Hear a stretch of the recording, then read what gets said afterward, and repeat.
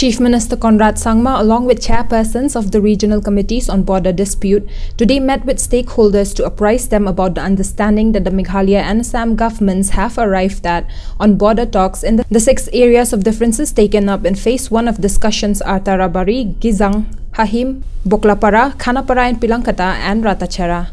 Speaking to press persons after, the Chief Minister informed that micro details of the report agreed upon by both the governments was read out to the stakeholders, who then shared their suggestions and concerns.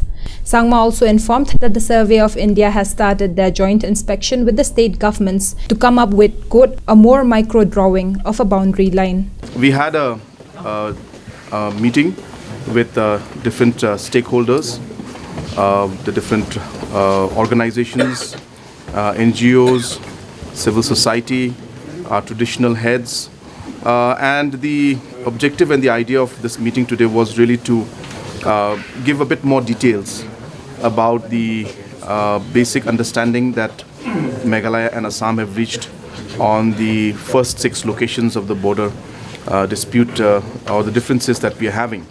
And we have shared micro details, I should say, with them.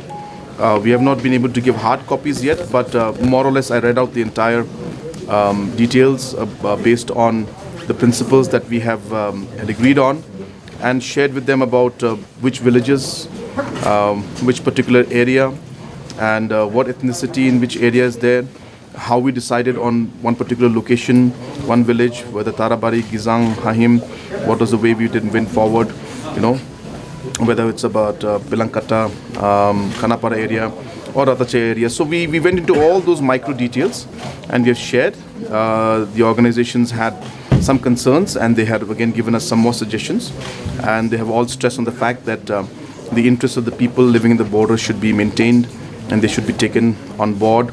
They have also stressed that they would like to see the copy and have a copy, and I've told them that as soon as we are able to have the meeting with MHA, then at the appropriate time we will share the copy, for which, as I said, I've given the full details to them. So we shared the report, and it was very positive because all the organizations have felt that it is time that we should find some solution to this, and we also expressed to them that there will never be a 100% perfect solution, but we will try to make it as best as possible so that the interest of the people of our state are not compromised in any way. And while we look at all those aspects, we need to try to come to a solution that is going to be acceptable. So basically, after we have finalized on the different villages which should be in Assam or should be in Meghalaya, obviously we need to realize, or we need to finalize on what would be the actual demarcation of the line. Will it be next to the river? Will it be next to this tree? Will it be next to a reserve forest? Will it be the road? And if it is, then which is the mark? So Survey of India has been asked by Government of India to coordinate and do joint inspection and joint survey with Government of Assam and Government of Meghalaya, and ensure that we are able to come to some kind of a more micro drawing of the actual line, so that we can actually have a proper boundary in the long run. When do we expect that this survey will take place? The process has started already, and so meetings are taking place. There are many locations, so I'm sure it will take a bit of time, but we are pushing them to ensure that full support from both the state governments are there, so that we can finish it at the earliest. The stakeholders raised various concerns on few grey areas, including on the government's decisions on land not occupied by settlers, forest land, etc.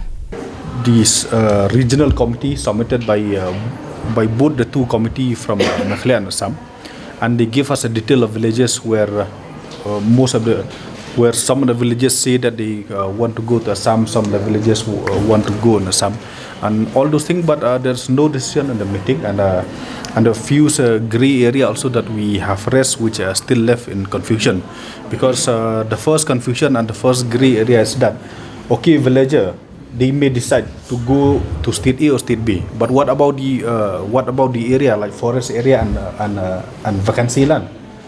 There are no people in this area, so how will you decide that?